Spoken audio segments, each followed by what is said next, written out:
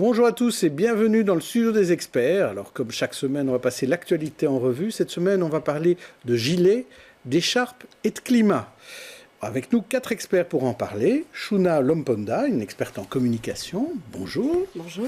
Christophe Ginisti, lui aussi expert en communication. Bonjour Jean-Jacques. Oui. Marie Thibault de Mézières, qui est éditrice et auteure ou autrice, on peut dire ce qu'on veut. Vous pouvez choisir. Oui. Bonjour Jean-Jacques. Bonjour. Et Hamza Belakbir, qui est rédacteur en chef de politique.be.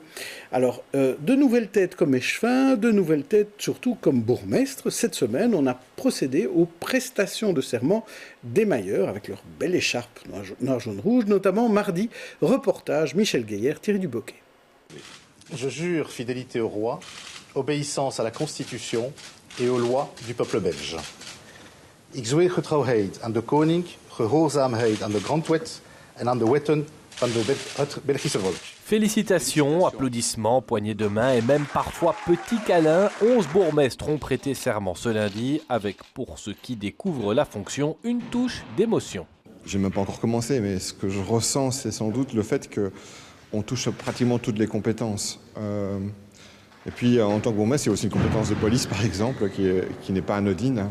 Il y en a d'autres qui sont franchement rodés à l'exercice. Charles Piquet enchaîne son 7e mandat, une série débutée en 1985. À ce moment-là, c'était un moment d'émotion, mais ça l'est aujourd'hui aussi.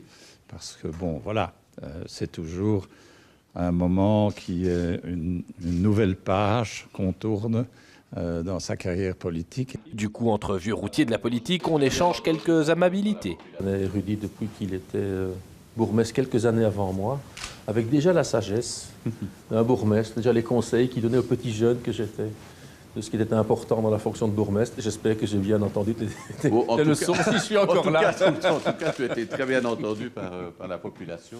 Tout cela reste malgré tout très officiel. Les bourgmestres entrent en fonction dès aujourd'hui. La semaine prochaine, ils introniseront leurs échevins et conseillers communaux. Ensuite, ce sera parti pour 6 ans de vrai travail. Et on le rappelle, un bourgmestre est appelable jour et nuit, même les week-ends.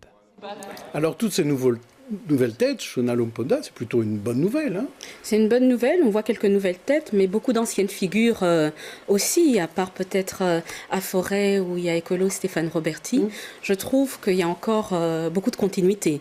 Par contre, ce qui est assez marquant, c'est de voir qu'on a quand même 3 bourgmestres d'origine non européenne qui sont élus. Il y a Ahmed Lawesh à Kuckelberg, Emir Kir à Saint-Jotte et Pierre Compagnie à Gansoron. Même si les choses n'ont pas été faciles, la diversité progresse et commence à se manifester au sommet de la politique. Mais je dis pas été facile parce que, pour rappel, Pierre Compagnie, anciennement PS, avait déjà revendiqué le majorat. Ça lui a quand même valu une exclusion. Mais on salue quand même ses avancements. Au niveau des femmes, on a Catherine Moreau à Molenbeek. On dit qu'il y a une progression parce qu'on a une majorité de femmes dans 8 communes, ce qui est très bien. Mais au niveau majorat, c'est encore assez timide. Et vous, Christophe Ginisti, quelle est votre analyse ? C'est un bon moment c'est un joli moment de démocratie. Ça conclut une période qui est une période longue de communication politique, d'accession au pouvoir. Ça fait aussi penser au fait que le bourgmestre, c'est l'élu le plus proche des citoyens, et donc c'est important. C'est très important, et ces prestations de serment sont des moments qui lancent véritablement et qui dynamisent véritablement la vie communale et la vie locale. Et je trouve que c'est plutôt assez important de conserver cette cérémonie qui, du coup, par sa puissance symbolique, consacre l'élection. Donc c'est une solennité qui a du sens. Absolument. Et vous, Marie Thibault de Béziers ? Moi, évidemment, comme Shuna, je regrette qu'il n'y ait que 2 femmes sur 19. Il n'y en a qu'une formellement. Il n'y en a qu'une seule élue. Oui. Ben, on s'en doutait, hein, donc il y en avait 2 la dernière fois. Oui. On se doutait, parce que dans les têtes de liste à Bruxelles, il n'y avait pratiquement que des hommes, donc on avait très peu de chances de voir plus de femmes. Et donc, c'est tragique de voir à quel point elles plafonnent. On veut bien les faire échevine, mais malgré le renouvellement, on n'a jamais eu un aussi grand renouvellement de bourgmestres. On a 5 nouveaux bourgmestres sur 19, ce qui est immense. On ne s'y attendait pas dans certaines communes. Et pourtant, on n'arrive pas à remplacer ça par des femmes, et ça, je trouve ça très dommage. Je pense aussi qu'il faut vraiment... C'est important qu'il y ait cette cérémonie, et c'est important qu'on responsabilise ces bourgmestres, puisqu'ils sont encore l'échelon politique, le seul à avoir encore la confiance et la sympathie de la population. qu'en fait, leur responsabilité par rapport à cette crise de politique qu'on voit, on va en parler avec les Gilets jaunes, mais c'est vrai que les politiques sont de moins en moins populaires. Le bourgmestre ou la bourgmestre reste quand même la figure populaire, et donc il faut vraiment ancrer la politique à l'échelon local. C'est extrêmement important pour essayer de rattraper le citoyen qui est en train de se dégoûter ou d'être dégoûté de la politique. Et donc, si on peut leur faire un vœu pieux, c'est se communiquer entre eux, les 19 communes, c'est extrêmement important parce qu'on a parfois l'impression qu'on vit dans un pays, dans une ville chaotique parce que justement les 19 bourgmestres n'arrivent pas à parler. On a vu qu'il y avait l'air d'avoir une bonne ambiance entre la région et les bourgmestres à la prestation de serment. Moi, j'espère qu'on pourra commencer cette législature, cette mandature sur des nouvelles bases avec une bonne communication entre les niveaux de pouvoir et entre les bourgmestres entre eux. Et la deuxième femme bourgmestre dont vous parliez, c'est Sophie De Vos qui sera la faisant fonction qui remplacera Didier Gozouin. Hamza Belakbir. Je vais être très bref parce que mes camarades ont déjà un petit peu tout dit, mais juste en termes de représentativité, la question de genre est éminemment pesante et importante, mais j'aimerais aussi juste que les représentativités au sein des exécutifs communaux, c'est-à-dire en guillemets les échevins, soient aussi à l'image des élus communaux. Qui sont, parce qu'il y a eu quelques soucis. Parce que, c'est le cas, non ? Pas assez, notamment dans beaucoup de communes, il y a eu des échevins qui ont été, entre guillemets, mis échevins alors qu'ils avaient moins de voix que d'autres, etc. Ce genre de mécanisme qui rend, entre guillemets, des gens qui s'engagent en politique pour la première fois parfois, un petit peu directement dégoûtés par ce dont vous parliez, Marie. Donc voilà, à voir, on en discutera avec nos... Il y a encore du chemin à faire et on va voir avec nos deux bourgmestres invités.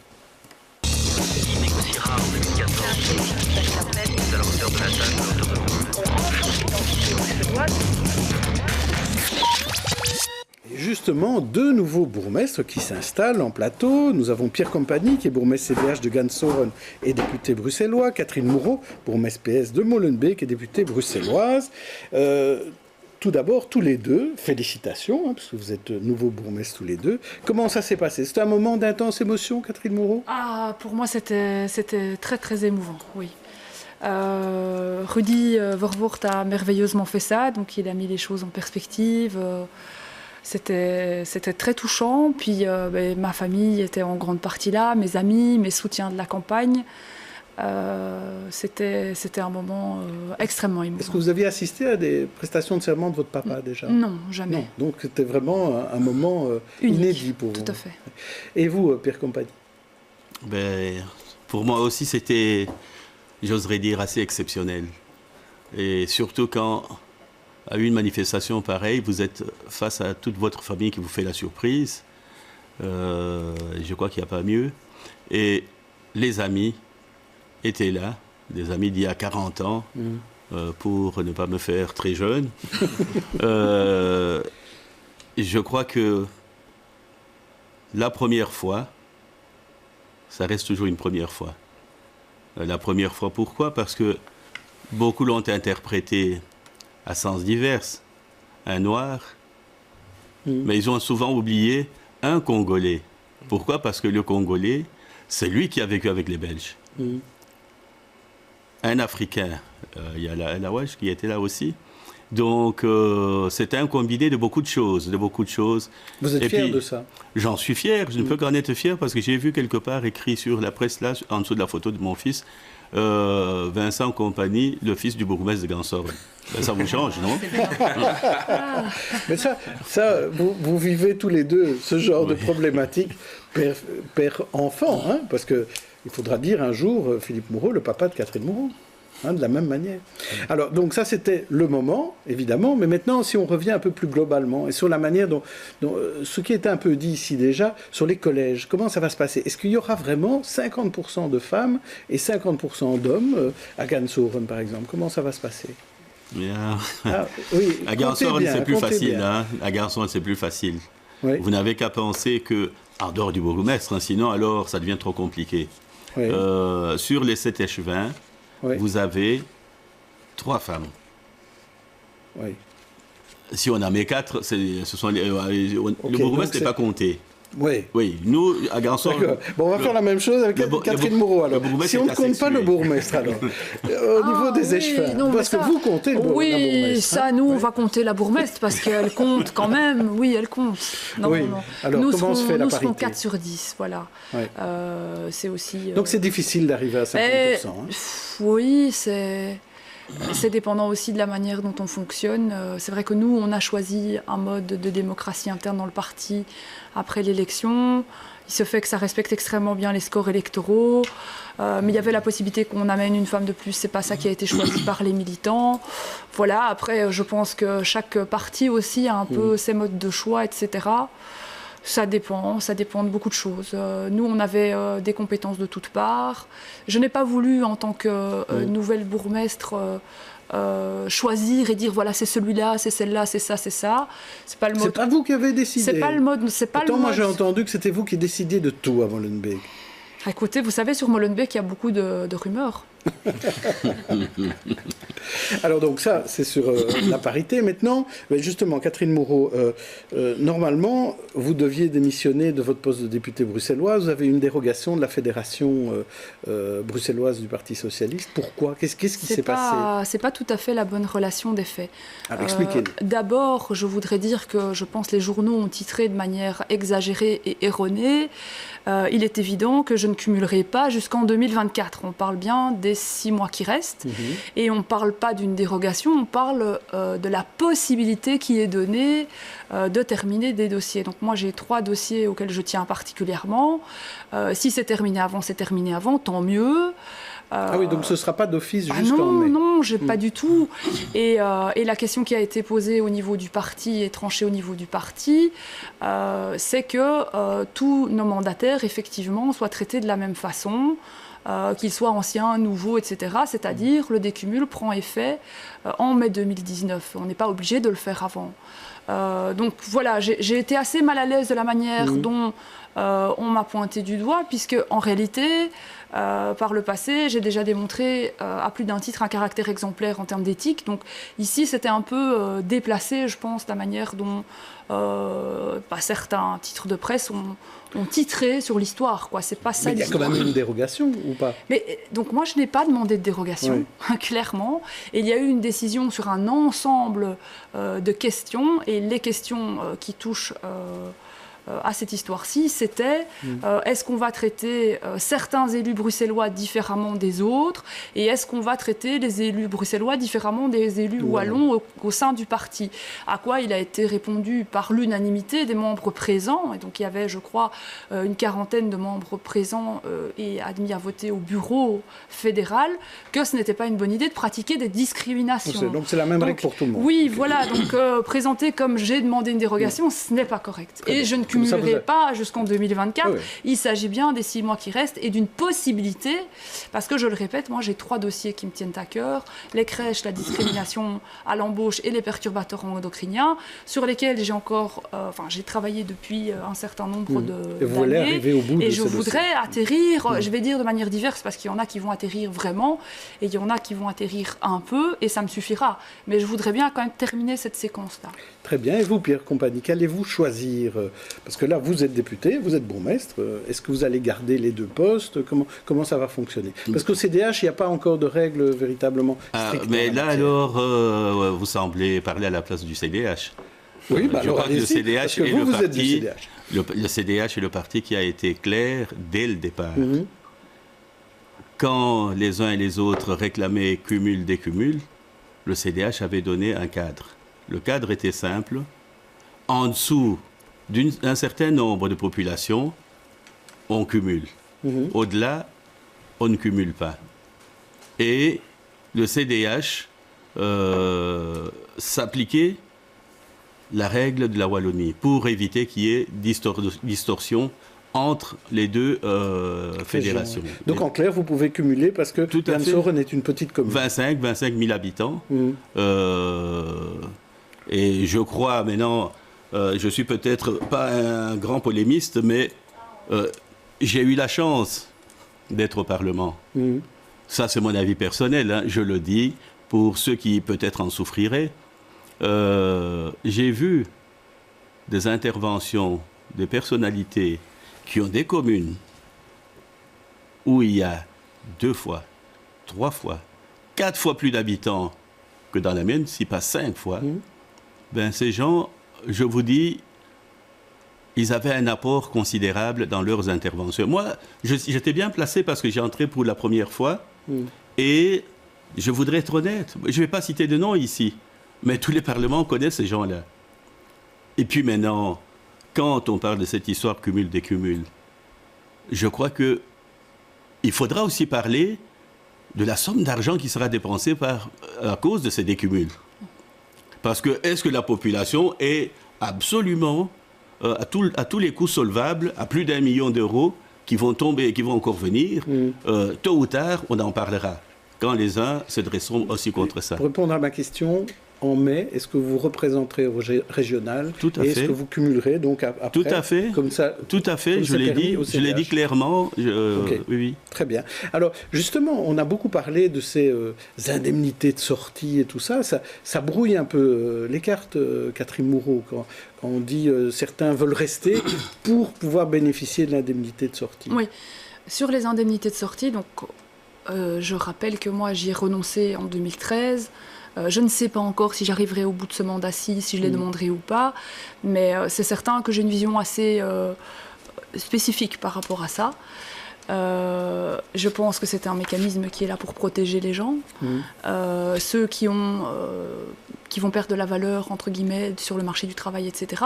Mais que c'est vrai que certains peuvent être amenés quelque part à en profiter. Donc voilà, il ne faut pas d'abus, c'est ça. Je ne renie pas ce mécanisme, je pense qu'il a sa place. Maintenant, la manière dont ça se fait aujourd'hui n'est peut-être pas la manière idéale. Voilà. Vous trouvez que c'est une bonne idée qu'Elio Di Rupo se représente au fédéral? On a entendu qu'au PS, tout le monde n'était pas content, qu'il annonce comme ça tout de suite qu'il serait chef de file au fédéral. Je n'ai pas vraiment pas de pensé à cette question jusque-là. Laissez-moi réfléchir. Ce qui est certain, oui, bon, il y a pensé. Ça, il n'a pas demandé l'avis de tout le monde. C'est son droit. Il ne m'a pas demandé mon avis, mais ça, je comprends tout à fait. Mais ce qui est certain, c'est qu'il a toujours un nombre considérable de gens qui ont des attentes vis-à-vis de lui. Donc ça, je dirais que ça va être un petit peu la difficulté, justement, on parlait du décumul, c'est de pouvoir arriver à pratiquer ce décumul, ce qui est clairement écrit aujourd'hui dans nos statuts, par exemple, au Parti Socialiste, tout en ne ratant pas, entre guillemets, complètement cette élection-ci. Donc là, il y aura des réflexions à avoir sur qui va se mettre où, comment, pourquoi. C'est pas encore fini, cette discussion. Nos partenaires de Transparencia me faisaient remarquer qu'à Gansourne, il y a un échevin de la transparence. Et ça, c'est vraiment une première, ça. Et donc, qu'est-ce qu'il va faire? Il va donc... C'est M. Rass, je crois qu'il va être... Oui, Grégory Rass. Oui. Et qu'est-ce qu'il va faire, alors? Qu'est-ce qu'il va faire? Non, mais il n'a pas que ça comme charge. Non, bien sûr. Mais dans le cas de... Bien sûr, mais dans le cas de la transparence, c'est quoi? Il va vérifier qu'on rase pas gratis. Voilà. Mais en dehors de raconter des blagues, qu'est-ce qu'il va faire? Ce qu'il va faire, je crois qu'il est bien armé pour relancer cette dynamique qui manquait dans notre commune. Par exemple, rendre public, ou du moins mettre sur les réseaux, les débats en conseil. C'est déjà beaucoup. Et puis, en dehors de ça, s'assurer que, par exemple, tout ce qui doit être clairement et nettement exprimé sur réseau, par là j'entends tout ce qui appartient à la commune, tout ce qui sort de la commune, le soir, il serait là pour le faire. Donc, on sera le responsable. Ça sera le porte-voix de l'animateur. Très bien. Est-ce que c'est un exemple qu'on peut suivre à Molenbeek, ça? Mais nous avons choisi un dispositif beaucoup plus fort. Nous avons choisi de soutenir le bureau de transparence et d'éthique, qui est la création en fait d'un bureau constitué de fonctionnaires indépendants, donc il faudra choisir leur statut par rapport à la commune, et qui seront chargés de récolter les témoignages et d'enquêter sur toutes les pratiques qui pourraient avoir trait à une mauvaise disposition éthique, de la part soit des élus, soit, le cas échéant, des fonctionnaires. Donc un Molenbeekois pourra se plaindre? On a là un dispositif qui, à mon avis, est très nouveau. Je pense qu'en Belgique, on sera les seuls à le faire. Qui nous vient de Barcelone, qui est un dispositif qui avait été mis sur la table par le PTB quand on a fait les négociations avec eux, pour lequel j'avais marqué un intérêt immédiat. Et donc nous le ferons évidemment calibré à la taille de Molenbeek, parce qu'à Barcelone, il y a une cinquantaine d'agents qui travaillent. Vous n'en aurez pas une Barcelone, cinquantaine.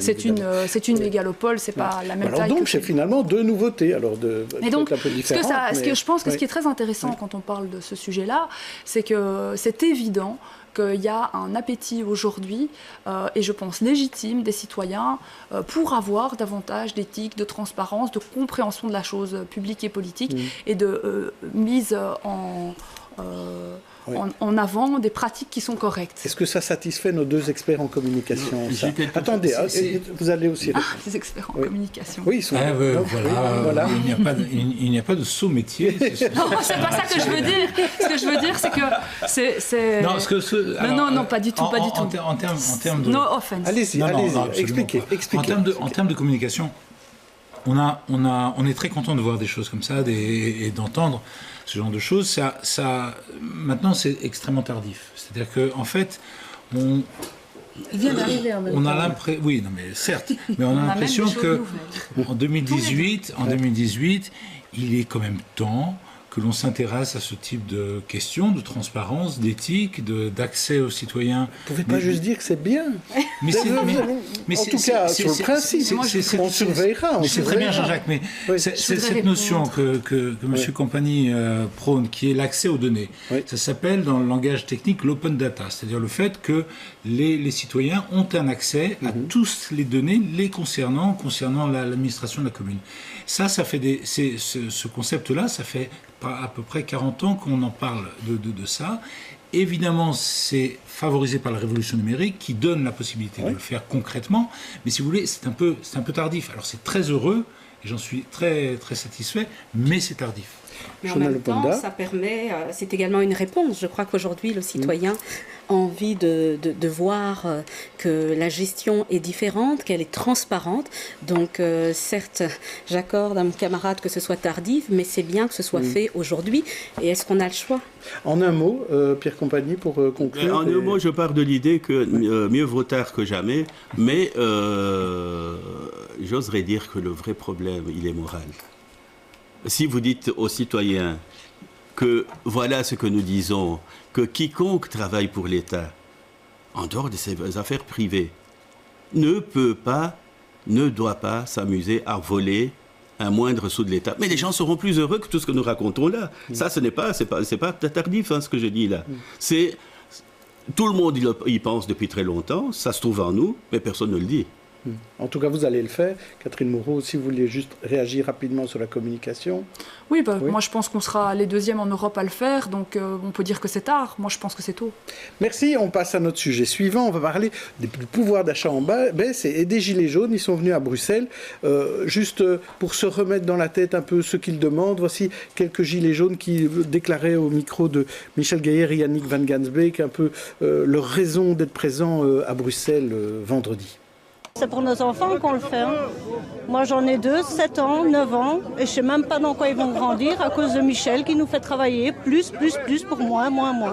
Je pense que tout simplement on peut résumer cela en regardant le panier de la ménagère, tout simplement. Le panier de la ménagère, il se remplit de moins en moins. Il faut changer déjà toutes les législations, les taxes, tout ce qui se passe pour l'instant. Pourquoi le gouvernement il nous fait ça? Pourquoi on est là, on paye déjà assez?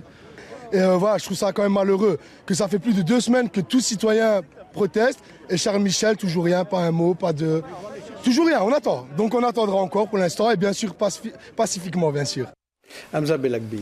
Voilà, mais écoutez, sur la question des Gilets jaunes, c'est une question très polémique. On a tendance, tous les commentateurs ont tendance à comparer avec la situation en France alors qu'elle est différente, mais il y a quand même quelques bases qui sont les mêmes. Maintenant, quand j'entends les Gilets jaunes que vous avez interviewés à BX1, là, clairement, c'est une question de pouvoir d'achat. Et le panier du ménage, de la ménagère, pour être plus inclusif, mais la question qui se pose, et que j'entends dans beaucoup de milieux, plutôt entre guillemets progressistes, c'est que, oui, mais en fait, le climat, la question environnementale, c'est quand même super importante, et ces gens, ils protestent quand même non seulement contre la hausse du prix du carburant, mais aussi surtout contre des taxes. Et du coup, d'un point de vue progressisme, enfin, il faut quand même une bonne répartition. On défend l'impôt à gauche. On défend l'impôt à gauche, exactement. Ce qui fait, ce que ces gens là ne comprennent pas, c'est que le problème, c'est qu'il n'y aura pas de transition écologique sans justice sociale.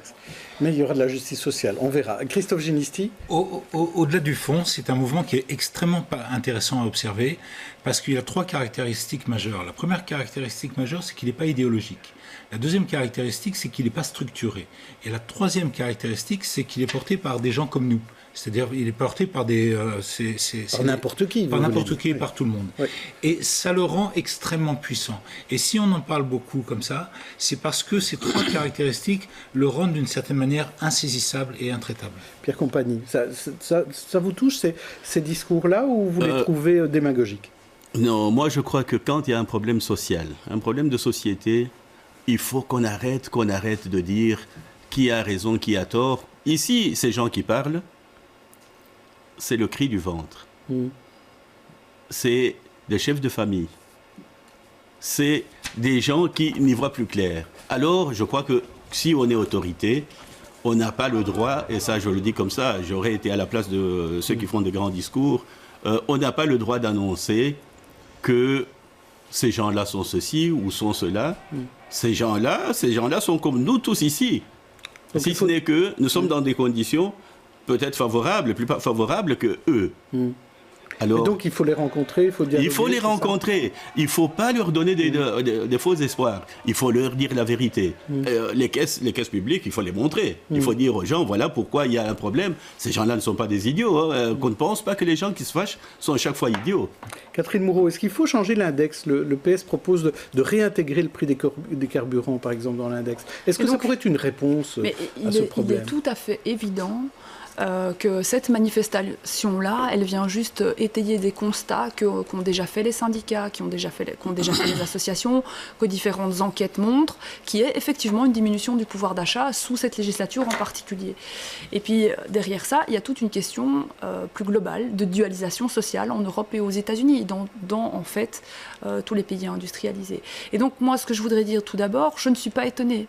Et deuxièmement, malheureusement, ce type de mouvement est amené à se reproduire. Et ça va continuer. Et les gens, je partage l'avis de Pierre Compagnie, ils doivent être entendus, ils doivent être respectés. Bien sûr que ce qu'ils disent correspond à leur réalité de vie.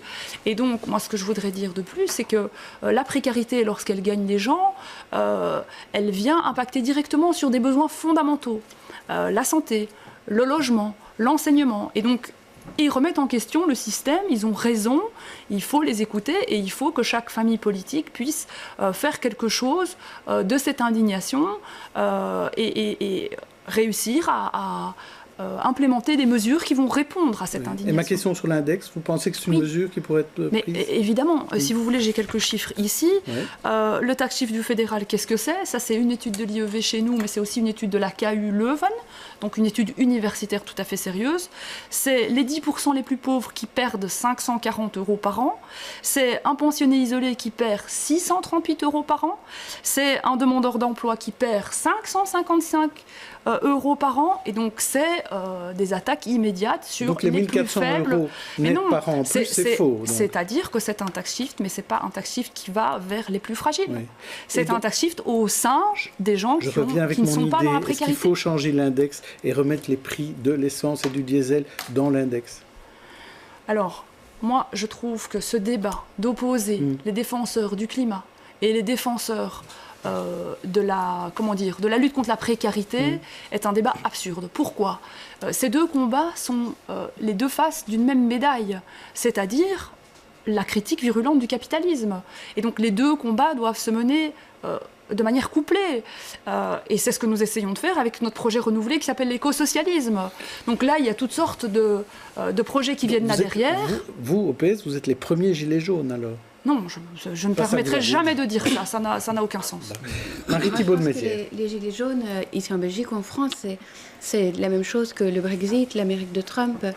c'est effectivement les gens qui s'y retrouvent plus dans cette société globalisée et dans cette société de la consommation. Donc c'est d'autant plus criant qu'il y ait une perte de pouvoir d'achat ou une trop petite augmentation du pouvoir d'achat quand on est bombardé par le marketing tout le temps, qu'on voit partout en temps réel ce dont les autres profitent. Et donc effectivement les gens en ont envie. Donc c'est pas forcément que le niveau de vie en général baisse, mais il y a clairement un désinvestissement de l'État. Donc on dit aux gens, enfin, on ferme les bureaux de poste, il y a de plus en plus, on a ouvert des immenses complexes et donc il n'y a plus de magasins dans les centres-villes. Et après on dit aux gens, ah oui, mais utiliser la voiture, c'est pas bon pour la planète. Donc c'est clair que les gens s'y retrouvent plus. Mais je pense que le problème, il est partout dans le monde et il va falloir que les politiques et les syndicats partout dans le monde trouvent des solutions globales. Pas propre à la Belgique, pour moi, vraiment, c'est un échec des politiques et des syndicats partout, notamment en Belgique. Et pourquoi ? Parce qu'on a besoin de plans à 20, 25 ans, 30 ans pour lutter contre le réchauffement climatique. Et c'est vrai, c'est les plus précarisés qui vont souffrir de réchauffement climatique. Donc ça n'a aucun sens d'opposer... On va reparler de la manif climat dimanche, mais vous aviez aussi pointé, vous ne l'avez pas encore dit, mais vous me l'aviez dit, en tout cas, c'était surtout un mouvement wallon. À Bruxelles, c'est beaucoup de Wallons qui sont venus ici. Donc on voit qu'il y a un géographe dont j'ai oublié le nom qui est très connu et qui sépare la France en 3 groupes. Christophe Guilly. Tout à fait. Donc qui dit il y a la France qui a gagné de la société de la connaissance et qui se trouve très à l'aise dans la mondialisation. Il y a les communautés, que ce soit les communautés de genre, les communautés ethniques, qui sont en train qui militent pour leurs droits. Et puis il y a la France périurbaine, des petits blancs, et qui se sent oubliée. Pourquoi ? Parce qu'elle ne trouve plus son utilité dans cette société de la connaissance, et elle a l'impression, à raison parfois, que les politiques défendent les communautés, les gens qui veulent... Et ça se sent plus en Wallonie qu'à Bruxelles. Le truc, c'est qu'à Bruxelles, il y a soit les gagnants de la connaissance qui ont les moyens de s'acheter des maisons, soit les quartiers vraiment populaires, où il y a plutôt des gens qui sont issus des communautés, et donc il y a moins ces classes moyennes qui se sont déclassées. Je vais être très bref juste sur la question du Christophe Guilluy, pour que nos éditeurs belges et bruxellois surtout le connaissent. C'est un géographe qui est très contesté, notamment pour ses accointances avec la droite réactionnaire, mais son travail a été remis en question par des géographes entre guillemets plus sérieux. Voilà. Très bien. Est-ce qu'on va arrêter là-dessus sur cette notion de pouvoir d'achat ? Je crois qu'on y reviendra, et notamment sur les chiffres. Je vous propose à tous les deux une galerie de portraits de personnalités qui ont fait l'actu de la semaine, à part vous évidemment. Alors vous allez devoir en choisir un qui vous inspire en bien ou en mal. Et on commence par vous, Catherine Moreau. Je vais commencer par les Thomas belges, Thomas Deutry et Thomas Pieters, qui ont gagné la Coupe du Monde de golf, ou Emmanuel Pratt, la chroniqueuse remerciée, mais pas par tout le monde, le prix Nobel Denis Mukwege, honoré à Bruxelles par l'ULB et le CHU Saint-Pierre, ou Isabelle Simonis, ministre devenue déléguée aux droits des femmes parce qu'elle préférait être bourgmestre. Alors, qui choisissez-vous ? Les Thomas, Denis, Emmanuel ou Isabelle ? Mais je vais choisir le docteur Mukwege qui, outre le fait d'être un de mes collègues, est un homme qui m'a énormément impressionné. On l'a reçu au Parlement de la Communauté française cette année, où on lui a remis le prix de la paix et de la démocratie. Et donc c'est un monsieur qui a une action extraordinaire, non seulement évidemment pour la réparation des femmes et le thème des femmes, mais de manière générale pour, je vais dire, la réappropriation citoyenne du thème de la paix au Congo et en Afrique. C'est un modèle, c'est un homme remarquablement courageux aussi. Donc tout mon respect va à ce monsieur. Donc on peut être fier de lui et du soutien qu'on lui apporte. Parce qu'il y a il est extraordinaire. On ne peut pas faire autrement que lui apporter notre soutien. Ouais. Pierre Compagnie, vous allez en avoir 4 autres. On va commencer par Bernardo Bertolucci, le réalisateur décédé cette semaine, Gary Ducran, le leader gilet jaune autoproclamé, Martine Peifa qui arrête la politique, ou Per Zetterberg qui vient renforcer la direction sportive du Sporting d'Anderlecht. Moi, je choisis une belle photo. Oui, mais enfin, c'est un joueur de football, ce n'est pas un mannequin. Oui, Bernardo, ça Gary, a été une idole. Non, Per Zetterberg, parce que je le connais assez bien. Ah oui, parce que vous aimez Anderlecht. Parce qu'il est beau. Non, mais on voit, Catherine Moreau a un très bon souvenir de Per Zetterberg. Non, je crois que c'est... j'ai eu à le rencontrer... Oui. J'ai eu à le rencontrer quand mon fils a pu jouer avec lui. Oui. Et je crois qu'il y a des gens qui ont des qualités comme ça. Il faut toujours penser que cet homme n'aurait jamais pu jouer au football. Je ne sais pas si vous le savez. Oui, il est malade. Voilà. Donc, toute sa vie, il s'est soigné. Et toute sa vie, personne n'a pu penser un seul instant qu'ils souffraient d'un certain handicap par rapport aux autres. S'arrêter, aller prendre du sucre ou bien faire ceci et cela. Et quand tu vois comment cet homme évolue en société, c'est une crème. Je ne dis pas ça comme ça parce qu'il ne va pas m'engager à Anderlecht. Hein. De toute façon, vous avez un boulot. Hein. Vous en avez même 2 déjà. Donc, est-ce que vous croyez qu'il va faire gagner la Champions League lui, avec Michael Verschuren, est-ce qu'il peut faire gagner un peu plus Anderlecht que pour l'instant? Parce qu'effectivement, comme dit Catherine Moreau... Non, bon, je suis quand même assez bien, bien placé pour imaginer ce qui peut se passer dans un club. Oui. Gagner... c'est pas aussi facile que ça, mais mettre de l'ordre, arriver à donner des résultats intéressants pour ceux qui supportent le club, qui puissent avoir quand même des moments de joie, parce que vous n'imaginez pas l'intensité de la joie que les gens peuvent avoir pour très peu de choses. Une coupe soulevée, ça vous soulève tout un pays, et je crois qu'il est de ceux qui vont donner un peu le calme dans le club, et pour ça, je crois qu'ils ont affaire à quelqu'un de valeur, un garçon venu d'ailleurs, qui est devenu très commun pour nous tous les Belges. Et je crois que c'est formidable. Eh bien, c'est tout le malheur qu'on lui souhaite. Je vous propose une nouvelle rubrique qu'on a commencé la semaine dernière, mais qui a déjà très très bien fonctionné. Donc on recommence. Ça s'appelle « Ça m'énerve ». Je vais vous proposer 5 choses qui se sont passées cette semaine. Vous allez me dire si ça vous énerve, l'un ou l'autre. La première, c'est l'AFSCA qui a vidé des frigos solidaires parce que les dates de péremption ne leur faisaient pas plaisir. BNP Paribas qui est passé à l'Apple Pay, c'est-à-dire le paiement sans contact. Les 4000 incidents d'implants par an en Belgique avec cette grosse enquête sur les implants, Groen et la NVA qui ne veulent plus du Sénat, ou les travaux flamands du RER qui sont terminés. Alors, qu'est-ce qui vous énerve parmi cela? Pierre Compagnie, d'abord? Moi, j'irais plus vers les implants. Oui? Oui, ça m'énerve quand même, parce que là, on joue avec la vie des gens, en toute confiance en plus. Oui. Parce que celui qui va chez tel ou tel autre, on lui a raconté qu'il a affaire à quelqu'un un bon spécialiste. Oui. Et après, des années plus tard, le handicap vous appartient à vous tout seul. Et ce qui m'embête, c'est que la société n'est pas prête à réagir. Parce qu'à la limite, on dirait, mais c'est de leur bêtise. Alors, indiquer les bonnes voies. Oui. Catherine Moreau, et vous, dans ces 5 choix? Et moi, je choisirais l'AFSCA vide, les frigos solidaires, parce que je pense qu'il y a date de péremption et date de péremption. Je pense qu'on a tous déjà fait l'expérience, et la plupart n'ont pas été malades. Il y a des produits qu'on peut manger au-delà de la date de péremption. Donc, juste vider les frigos comme ça, avec une démarche, je vais dire... blind, aveugle, c'est stupide, et c'est au moment où il y a vraiment des besoins, moi je les vis dans ma commune tous les jours, des besoins qui vont jusqu'à l'aide alimentaire de base. Il faut être un peu plus souple. Ça ne va pas. Alors, on va passer à la manifestation climat, j'ai dit qu'on en parlerait. Déjà vendredi, on préparait dans pas mal d'écoles de la région bruxelloise la manif de dimanche, donc la manif de demain, reportage à Saint-Gilles avec Marie-Noël Dinan et Charles Carpro. Des réveils qui sonnent, des alarmes qui s'affolent. Nous sommes rue de la Source à Saint-Gilles. Ces enfants et leurs parents sont particulièrement chauds ce matin. Chaud, chaud, chaud, plus chaud que le climat. C'est très important le climat parce qu'on n'a pas beaucoup de temps et on n'a plus que jusqu'en 2030. Il faut se réveiller pour le climat parce que les gens ne font pas assez de leur mieux. C'est pour que le gouvernement se réveille. Parce que là, pour l'instant, il n'a rien fait et pour qu'il arrête de réchauffer notre planète. Un réveil climatique imaginé par le CNCD à la veille de la COP24 qui réunit ce dimanche tous les chefs d'État de la planète en Pologne pour discuter réchauffement climatique. L'organisation active dans la coopération au développement réclame plus d'ambition à nos dirigeants. Nous, on pense comme parents et comme enfants que le gouvernement belge fait insuffisamment et donc on veut l'appeler via un réveil climatique à se réveiller et à prendre des mesures ambitieuses.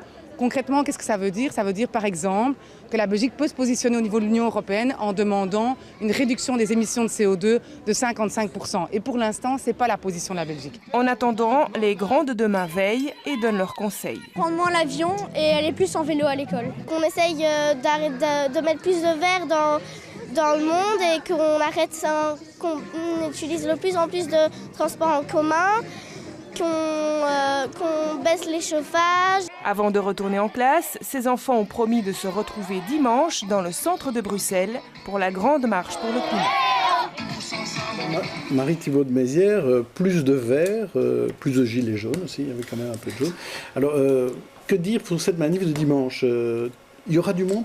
Le petit garçon l'a dit mieux que je ne le dirai jamais. Hein, oui. et c'est clairement, et c'est interpeller le gouvernement qui ne respecte même pas les obligations qu'il a signées.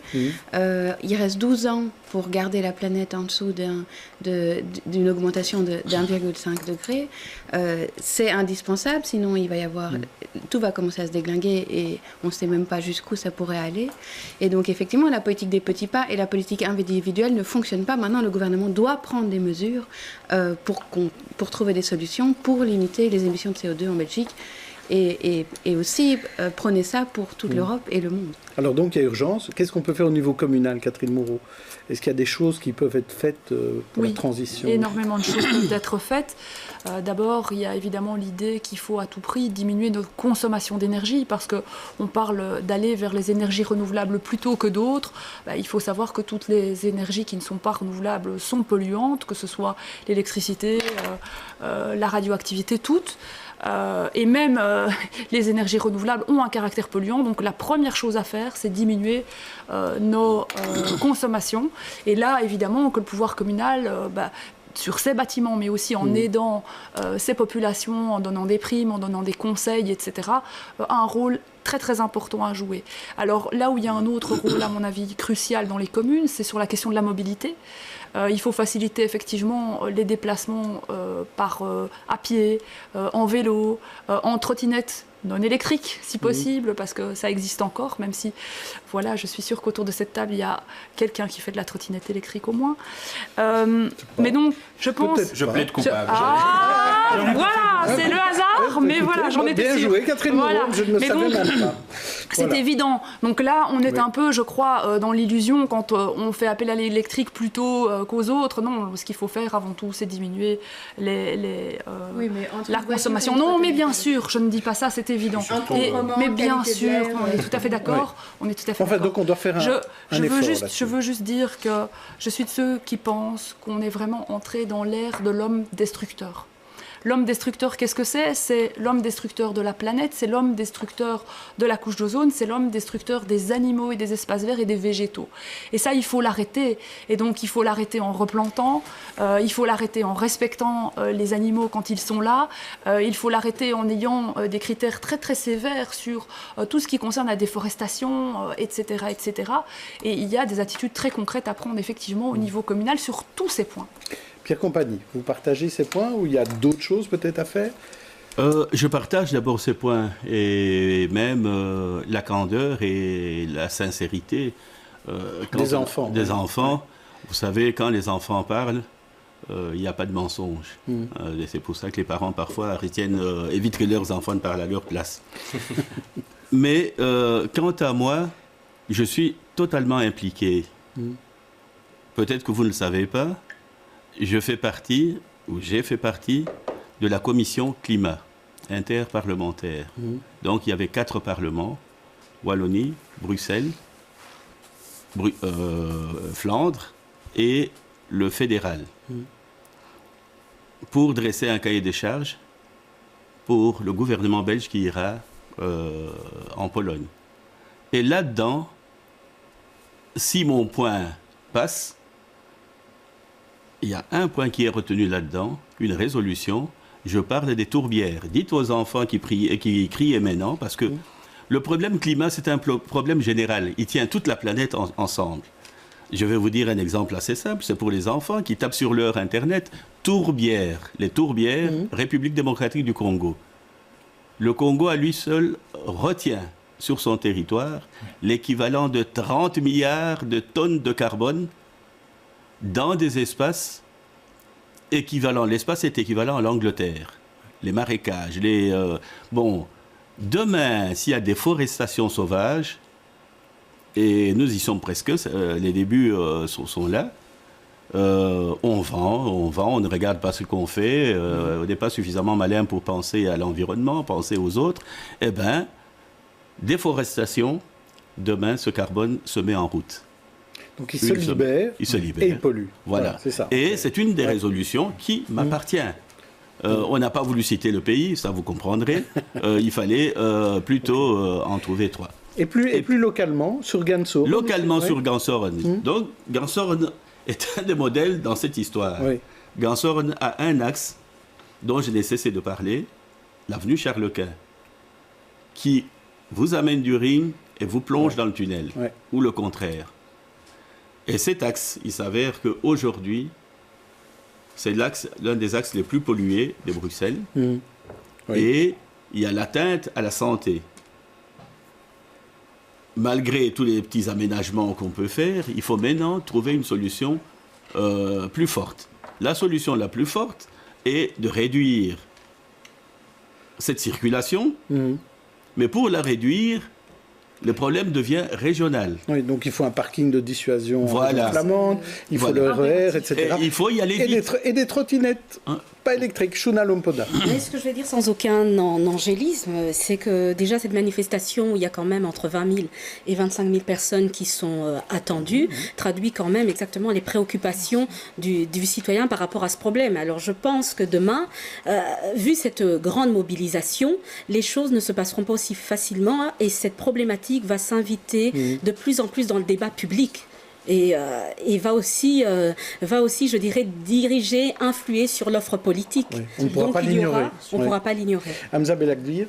Justement, juste pour, comme disait M. Compagnie, il faut être honnête avec les gens. Et en fait, il faut savoir que pour avoir une vraie politique écologique ou environnementale, ce n'est pas le tri ou le tri des déchets, entre guillemets, dans les ménages. Ce n'est pas prendre sa voiture, il faut se prendre trier sa trottinette. maintenant. Non, pas du tout. Il faut bien le faire. Non, il faut bien le faire pour, entre guillemets, éduquer les enfants. Mais il faut savoir que tout cela est infinitésimal comparé à ce que les grandes entreprises, les grandes industries émettent comme CO2.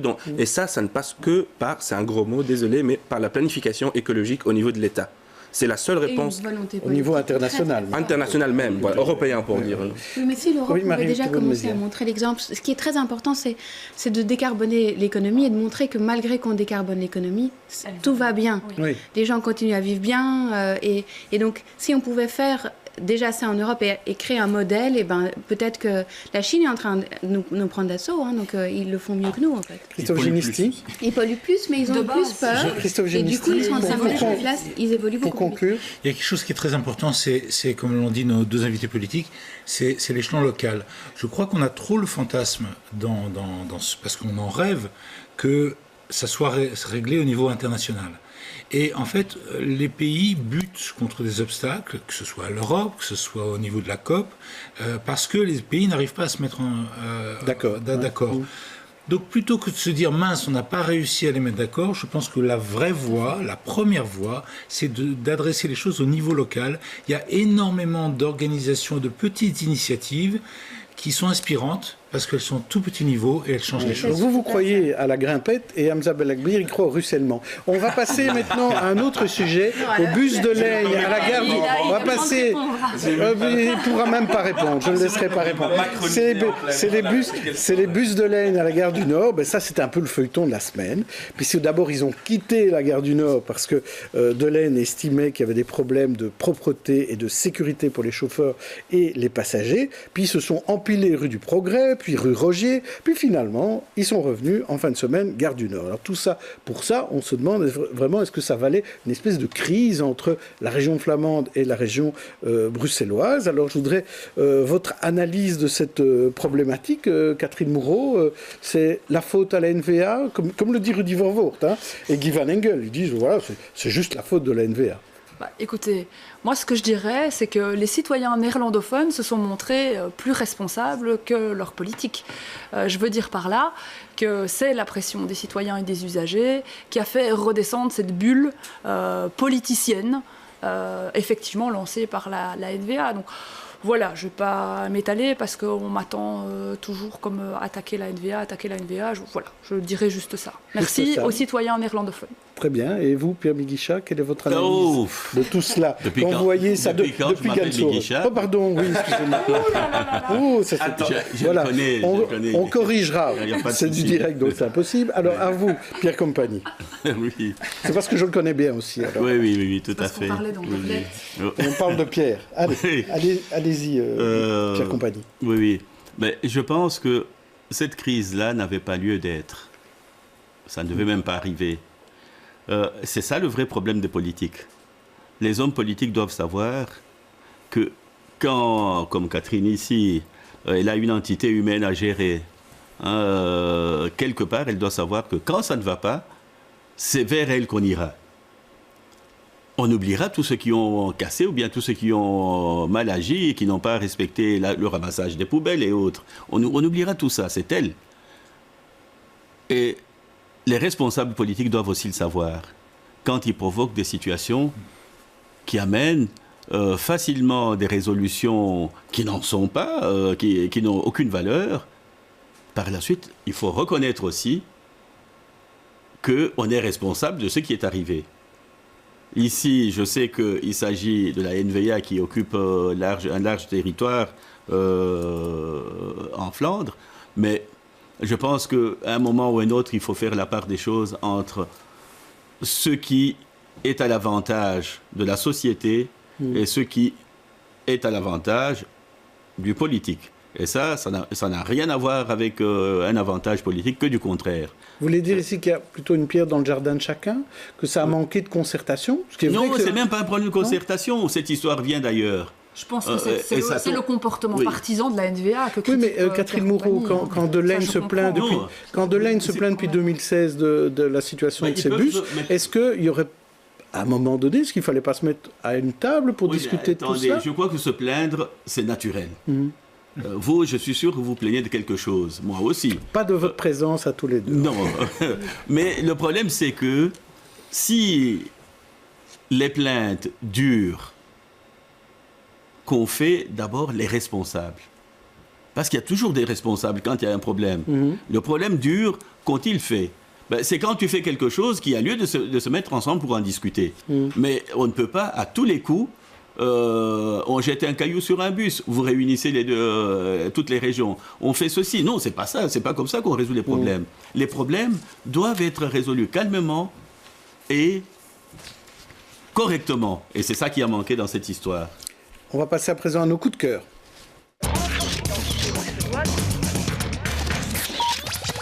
Et on commence par vous, Shuna Lomponda, avec une exposition sur les grilles du Parc Royal. Alors, de quoi s'agit-il? Alors, c'est l'exposition de la campagne hashtag de la réussite parmi vous, qui est une campagne qui vise à changer les perceptions, à lutter contre les stéréotypes raciaux, à promouvoir la diversité autrement. Alors, l'exposition... C'est vous qui êtes à la base de cette campagne, voilà, il faut le dire. C'est moi. C'est pour ça qu'elle le sait bien. Oui. L'idée, c'est donc de présenter 18 profils. Pourquoi 18 profils dont le dénominateur commun est qu'ils soient issus de la diversité, pour banaliser la réussite au sein des personnes issues de la diversité. L'objectif de cette campagne est qu'à terme, on ne parle plus de diversité, vous l'aurez compris. Et voilà, actuellement, cette exposition donc, est visible juste en face du Palais Royal, tout un symbole. Et ça s'appelle l'exposition hashtag de la réussite parmi vous. C'est mon coup de cœur et j'espère le vôtre aussi.